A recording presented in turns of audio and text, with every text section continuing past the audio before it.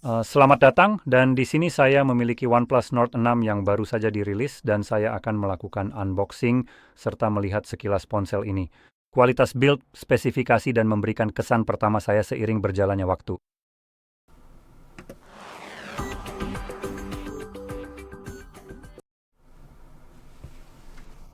Jadi mari kita langsung mulai.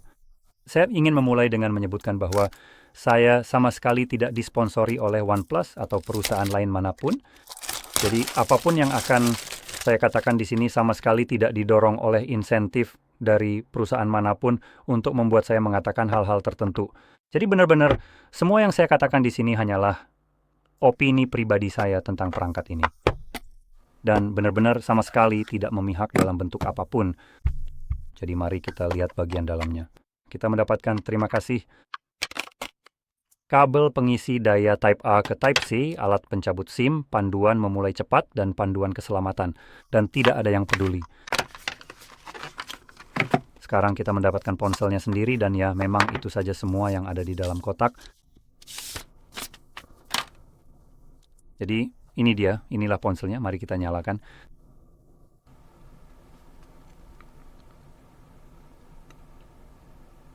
Nah, akhirnya berhasil juga.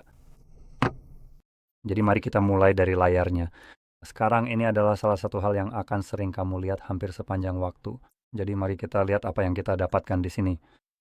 Dari segi ukuran, layarnya cukup besar, yaitu 6,78 inci. Dengan resolusi 1272 kali 2772 piksel. Jadi ukurannya kira-kira seperti apa ya? 1440p, hampir seperti layar 1440p, tapi belum sampai ke sana.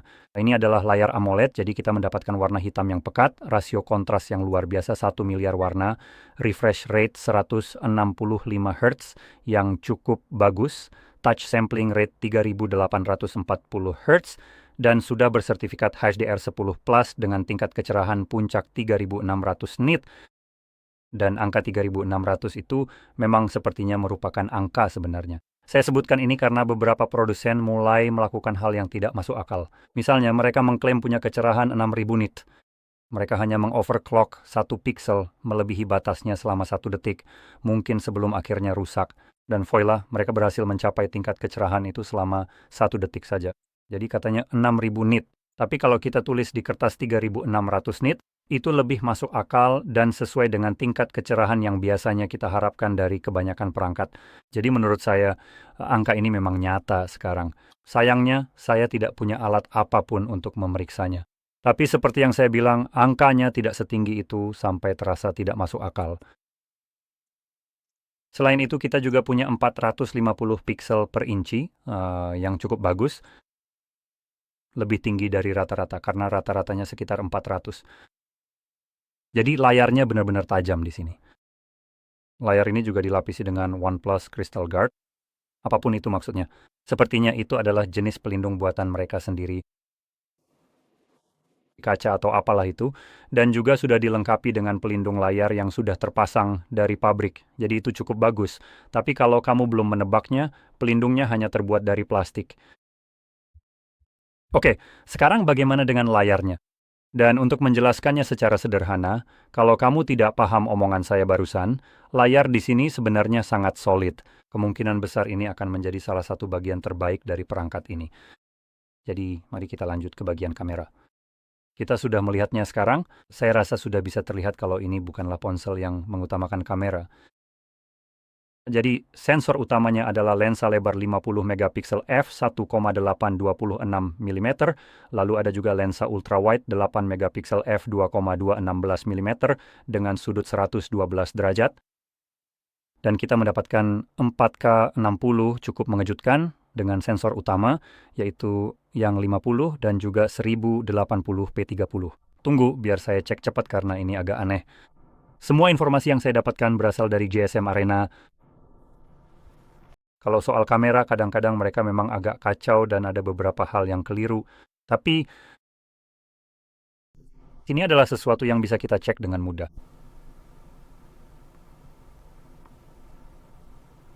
Jadi, mari kita buka aplikasi kamera. sambil menggunakan UP dan kita lihat ke mode video. Jadi ada 1080p 30, 4K 60, 1080p 60. Entah kenapa 720p hanya menawarkan 30 fps. Itu agak aneh. Sekarang mari kita lihat apakah kita juga punya high-res movie slow-mo. Jadi di slow-mo kita bisa sampai 1080p 240 frame kalau kamu tertarik dengan itu. Saya juga tidak ingin menambahkan sesuatu yang tidak bisa kamu lihat dari video ini. Tapi haptic feedback di sini benar-benar sangat bagus. Untuk harga perangkat ini, haptic feedback-nya terasa sangat solid. Bisa dibilang premium. Jadi itu akan menambah pengalaman pengguna secara positif. Sekarang mari kita cek selfie dengan cepat di sini. Jadi kita akan kembali ke mode video di sini, balik ke kamera depan, lihat kepala saya yang botak, intinya begitu. Dan kita mendapatkan, sayangnya semuanya hanya di 30 frame per detik untuk 4K, 1080, dan 720. Jadi itu bagian yang kurang bagus. Dan sensor selfie di sini adalah 32 megapiksel f 2,0, lensa wide 21 mm. Jadi itu dia untuk urusan selfie. Kualitasnya sedikit kehilangan keunggulan di sini. Tapi sensor belakangnya memang memberikan 4K 60 fps yang sangat bagus, apalagi di kisaran harga ini, jujur saja. Sekarang beralih ke bagian internal. Perangkat ini sebenarnya punya spesifikasi internal yang sangat bagus jika melihat semuanya secara keseluruhan.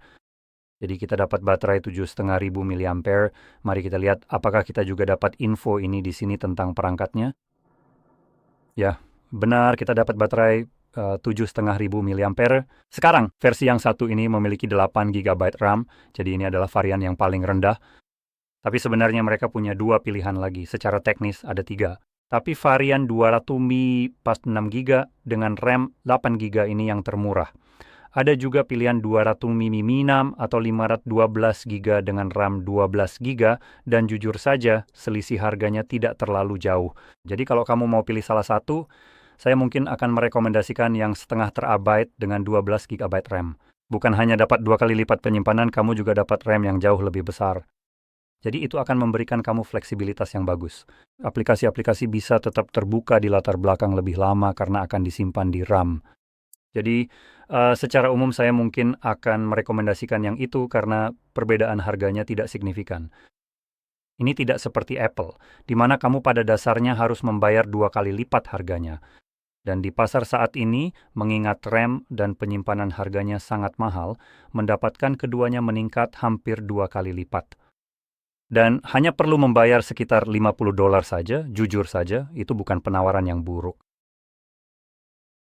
Jadi kita lanjutkan. Hal lain yang bisa kamu lihat di sini adalah prosesornya, dan ini menggunakan Snapdragon 8S Gen 4. Sekarang, meskipun diberi label S, ini bukanlah yang tercepat yang bisa kamu dapatkan. Ini, saya agak lupa tepatnya. Sepertinya ini adalah versi overclocked-nya. Biar saya cek ulang, hanya untuk memastikan. Jadi, kalau begitu, sekarang mari kita coba perhatikan dan teliti bersama-sama. Kita akan mencoba melakukan sesuatu yang menarik seperti ini untuk melihat apa yang akan terjadi selanjutnya.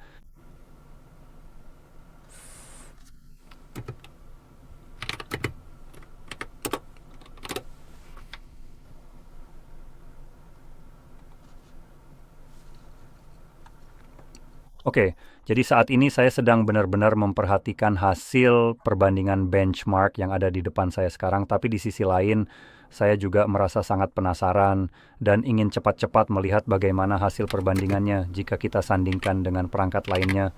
Oh, ini benar-benar penemuan yang sangat menarik untuk kita bahas lebih lanjut. Oke, jadi ini pada dasarnya adalah prosesor kelas 1 tingkat di bawah sekarang. Sesuatu yang mulai dilakukan Snapdragon dengan cara yang agak aneh menurut saya, karena sebelumnya mereka punya Snapdragon 8. Pada satu titik, namanya seperti Snapdragon 888 atau apalah, di mana mereka pakai 3 digit kan. Tapi kemudian mereka menyederhanakannya menjadi Snapdragon 8. Lalu ada Gen, ya, dan kita punya Gen 1 kalau tidak salah, Gen 2, dan lalu ketika mereka mulai membuat Samsung, saya rasa itu S25, sekitar 1 atau 2 tahun lalu, mereka membuat Snapdragon 8 Elite. Jadi, 8 Elite ini sebenarnya tidak termasuk dalam lini 8. Itu pada dasarnya adalah satu tingkat di atasnya. Jadi Elite pada dasarnya menjadi kelas tersendiri. Dan sekarang jadi agak membingungkan karena sekarang ada Snapdragon 8 Elite Gen, kalau tidak salah 4 atau semacam itu, bahkan 5. Dan kemudian kamu juga punya Snapdragon 8 Gen, sesuatu tanpa embel-embel Elite. Jadi ini, meskipun ada huruf S di sini, akan menjadi bagian dari lini Snapdragon 8 generasi keempat dan setelah rebranding. Dan ini bersaing dengan perangkat kelas atas yang menggunakan 8 Elite, yang pada titik itu, 8 Elite akan menjadi prosesor yang lebih cepat dengan selisih yang cukup signifikan. Jadi, sebagai contoh, jika kita membandingkan benchmark N2211 ini dengan Snapdragon 8 Elite yang merupakan chipset yang digunakan pada perangkat seperti Samsung S25. Sekarang perlu diingat ini tidak akan menjadi perbandingan 1:1 secara harfiah karena ada sesuatu yang dilakukan Samsung yang agak curang. Di sini contohnya misalnya S25 yang saya punya di sini. Versi terkecilnya memiliki S25 dengan clock yang lebih rendah, sedangkan versi Ultra memiliki clock terbaik. Dan perangkat lain misalnya seperti Nubia Z70 kalau tidak salah, atau Red Magic 11 menggunakan prosesor yang sama tapi diatur pada clock maksimalnya, jadi benar-benar memanfaatkan potensi penuhnya. Jadi meskipun Samsung harganya lebih mahal, tetap saja bisa dikalahkan oleh ponsel-ponsel Cina ini. Jadi khusus untuk yang satu ini kemungkinan besar akan ada perbedaan yang bahkan lebih besar dalam hal persentase antara ponsel-ponsel ini, atau maaf, persentasenya lebih kecil. Karena ini adalah versi 8U Elite, tapi clocknya lebih rendah. Jadi kita hanya mengasumsikan rata-rata untuk prosesor ini, bukan khusus untuk ponsel ini, tapi secara rata-rata saja.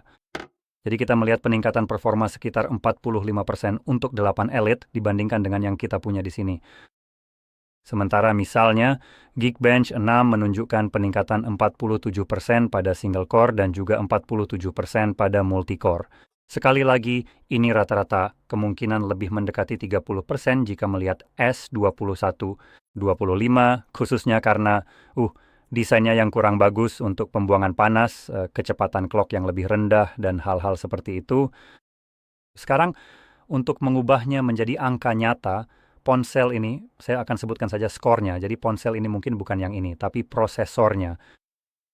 Di sini mendapatkan skor pada benchmark N211 yang menguji semuanya seperti GPU, CPU, dan sebagainya mendapatkan, berapa ya? 2.300.000, dan skor 1.300, 96. Sedangkan di Geekbench 6, untuk single core, mendapat 2068, multi-core 6, 1385, dan untuk skor GPU kita dapat 18.498. Dibandingkan dengan 8 Elite, ada peningkatan sebesar 32%. 3D Mark SO tes khusus 3D Mark Steel Nomad Lite, kita mendapatkan skor 1688, di mana ke-8 Elite mendapatkan peningkatan sebesar 41%.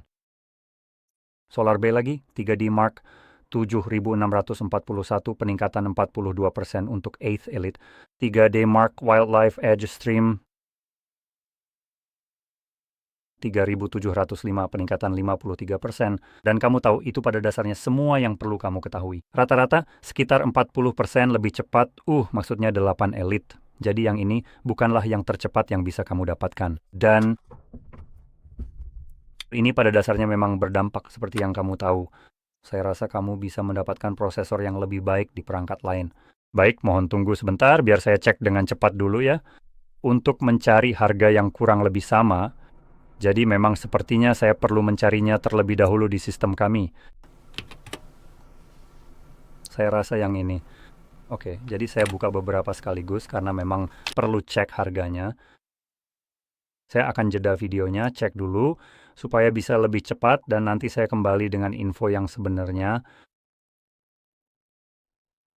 Oke, jadi setelah cek sebentar saya sudah dapat semua yang saya butuhkan. Jadi ada dua pilihan, keduanya dari Xiaomi. Jadi kalau kamu tidak suka Xiaomi, maaf ya, tapi ini pada dasarnya adalah yang terbaik yang bisa saya temukan untuk nilai uangnya, dan memang itu sudut pandang saya. Tapi ada dua versi atau dua ponsel berbeda, keduanya Poco dan keduanya memakai dua prosesor yang berbeda. Salah satunya menggunakan Snapdragon UH8 Elite seperti yang sudah saya sebutkan sebelumnya. Jadi itu yang sebenarnya saya bandingkan. Sedangkan yang satunya lagi menggunakan Dimensity 9500S. Kedua prosesor ini sebenarnya sangat mirip satu sama lain, jujur saja, tapi memang ada sedikit keunggulan masing-masing. Jadi, yang satu punya baterai lebih besar, sementara yang satunya lagi punya kamera yang lebih baik, tergantung apa yang kamu cari. Jadi, kalau kamu benar-benar mencari kamera yang bagus, menurut saya kamu mungkin akan lebih cocok memilih Poco F8 Pro. Itu adalah yang menggunakan prosesor 8 Elite dan baterainya memang sedikit lebih kecil dibandingkan yang kita punya di sini.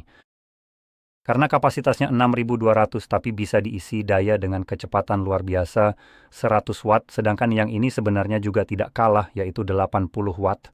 Jadi perlu diingat semua perangkat ini sebenarnya cukup bagus secara keseluruhan semuanya. Nggak banyak hal buruk yang bisa saya katakan tentang perangkat ini. Spesifikasinya juga masih sangat bagus.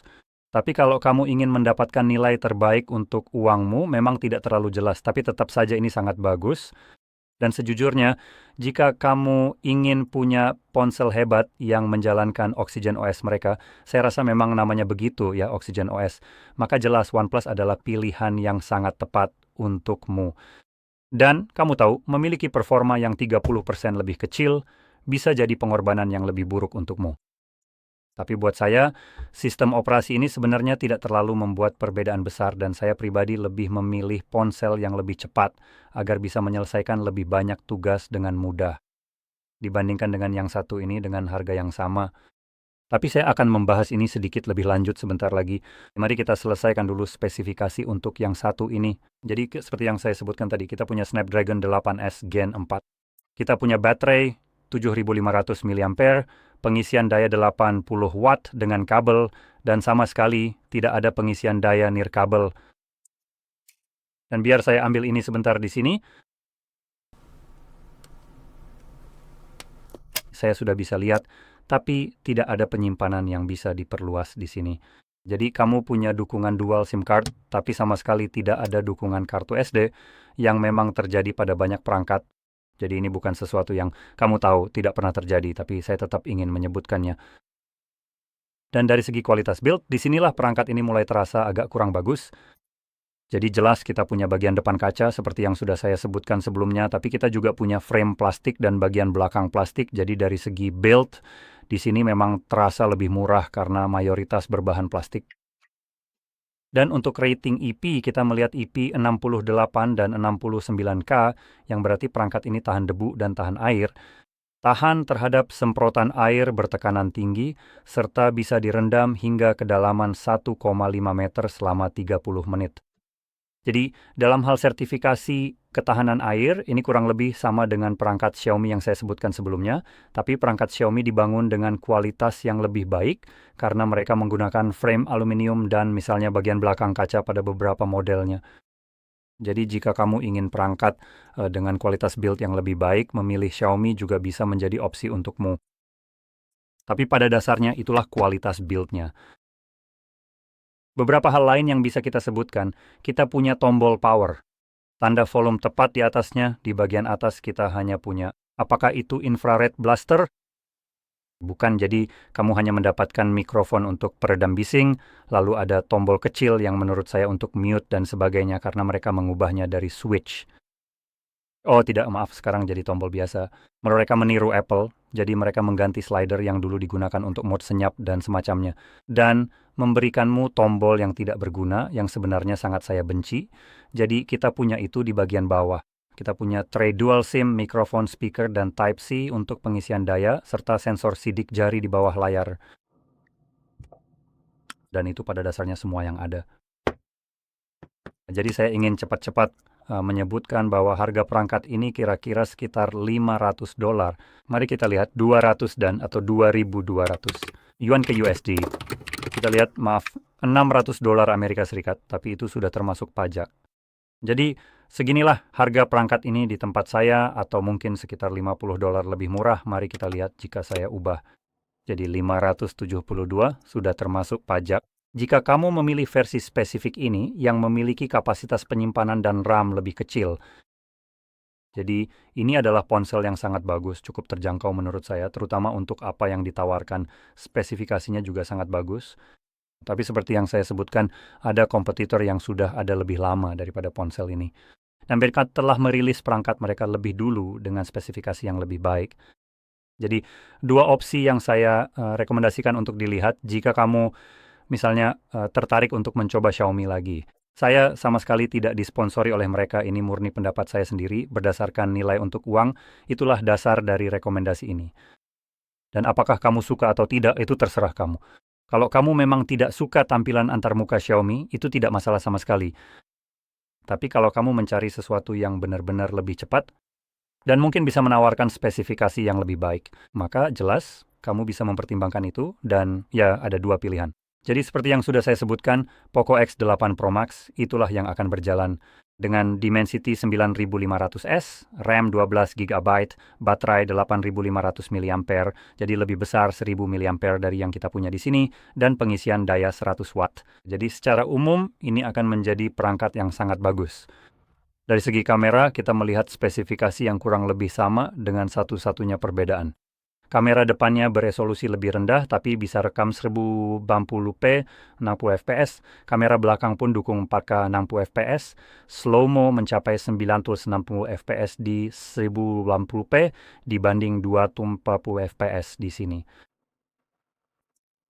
Selain itu, layar kurang lebih sama, tidak ada perbedaan yang signifikan, kita hanya mendapatkan rasio layar ke bodi yang lebih baik. Jadi bezelnya lebih tipis dibandingkan yang ada di sini karena mencapai 90,3%, sedangkan yang ini hanya 89,3%. Jadi 1% mungkin terlihat tidak terlalu besar perbedaannya di atas kertas. Tapi kamu bisa jelas melihat bezel yang lebih tebal seperti di sekeliling sini, terutama saat latar belakangnya lebih terang seperti ini. Jadi bezelnya memang tidak super tipis. Ketika kamu melewati angka 90, tampilannya jadi sedikit lebih baik. Jadi kalau sudah di angka 90, tampilannya mulai mirip seperti Samsung. Biar saya tunjukkan sambil menyalakan atau mematikan mode gelap. Nah, seperti ini. Jadi perlu diingat bezel di sini sebenarnya tertutup oleh pelindung layar. Kamu bisa lihat ada semacam lingkaran kecil. Jadi saya memang memakai pelindung layar tambahan yang membuat bezel terlihat lebih tebal, padahal bezel aslinya sudah lebih tipis dari yang ada di sini. Dan ini sebenarnya punya persentase rasio layar ke bodi yang sama dengan Xiaomi, tapi bedanya Xiaomi akan jadi perangkat yang lebih besar, artinya bezelnya akan terlihat lebih kecil lagi. Jadi begitulah kira-kira. Mari kita lanjutkan. Jadi kameranya lebih baik, lalu apalagi sekarang? Sejujurnya, itu saja sebenarnya yang perlu kamu tahu. Kita punya baterai yang lebih besar, pengisian daya lebih cepat, kamera selfie yang lebih baik, sementara kamera belakangnya kurang lebih sama, layarnya juga sama. Dan sebenarnya, prosesornya akan sekitar 30-40% lebih cepat dari yang kita punya di sini dengan harga yang sama.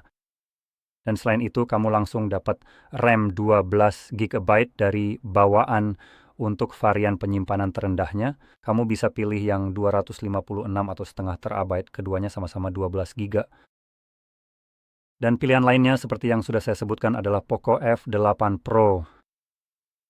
Yang itu akan memakai prosesor 8 Elite, juga dengan RAM 12 GB, hanya dengan pilihan penyimpanan 256 atau setengah terabyte. Sayangnya, baterainya lebih kecil, hanya 6200 mAh, tapi pengisian dayanya juga lebih cepat, 100 Watt. Sekali lagi, prosesornya lebih cepat, sekitar 40 hingga 50% lebih cepat dari yang kita punya di sini, dan untuk kamera, disinilah peningkatannya. Kamu mendapatkan kamera ganda 50 megapiksel untuk wide dan telefoto, serta 8 megapiksel untuk ultra wide, dan kamu bisa merekam 8K 30 frame, 4K 60, dan kamera selfie bisa 1080p 60. Jadi sekali lagi kamu mendapatkan peningkatan di kamera dibandingkan yang ini. Seperti yang saya sebutkan, salah satunya akan memiliki kamera yang lebih baik, sementara yang lainnya hanya memiliki kamera yang sama, tetapi secara umum spesifikasinya lebih baik dengan harga yang sama. Di sini kita memang sedikit harus berkompromi. Poco F8 Pro lebih ditujukan untuk fotografi dengan kamera yang lebih baik, tapi mengorbankan hal-hal seperti baterai yang lebih besar dan ya, seperti itu. Selain itu, seperti yang saya bilang, ini bukan berarti semuanya hanya pengorbanan saja. Kualitas build-nya juga tetap ditingkatkan menggunakan rangka aluminium dan bagian belakang kaca. Tapi sudah memiliki ketahanan IP68 atau I-rating yang berarti tahan debu dan air, namun tidak untuk semburan air bertekanan tinggi. Ponsel ini masih bisa direndam hingga 1,5 meter selama 30 menit. Jadi, jika Anda tidak membutuhkan sertifikasi semburan air bertekanan tinggi, hal ini sebenarnya tidak terlalu penting untuk Anda. Jadi jelas Anda sebenarnya tidak terlalu banyak kehilangan di sini. Dan sejujurnya saya rasa sangat jarang Anda benar-benar membutuhkan sertifikasi ini. Jadi, kedua perangkat yang saya sebutkan sebagai rekomendasi tadi, harganya kurang lebih sama dengan yang ini. Mungkin hanya ada perbedaan harga yang sangat kecil atau perbedaan harga antar wilayah dan semacamnya. Menurut saya begitu. Seharusnya harganya kurang lebih sama, setidaknya di tempat saya tinggal. Jadi, ketiga perangkat ini memang bagus semua. Tapi sebenarnya seperti apa yang sudah saya katakan dari awal tadi, seri Poco ini memang benar-benar punya prosesor yang jauh lebih cepat, baik itu untuk keduanya dan juga membawa beberapa peningkatan fitur lainnya. Jadi perangkat ini, dengan bodi plastiknya yang terasa standar dan prosesor yang performanya kurang bagus, terlihat menjadi agak kurang menarik jika dibandingkan dengan yang lain, kurang menggoda jika dibandingkan dengan kompetitornya. Sekarang misalnya jika prosesor yang lebih kecil dan lambat, serta rangka dan bagian belakang plastik tidak mengganggu Anda, dan Anda memang hanya ingin OnePlus, maka silakan saja, ini tetap ponsel yang bagus. Hanya saja, ketahuilah bahwa ada beberapa pilihan lain di pasaran yang mungkin bisa memberikan nilai lebih baik untuk uang Anda. Jadi, dengan itu semua, saya harap video ini bermanfaat untuk Anda, dan jika iya, jangan lupa untuk like, subscribe, dan terima kasih sudah menonton.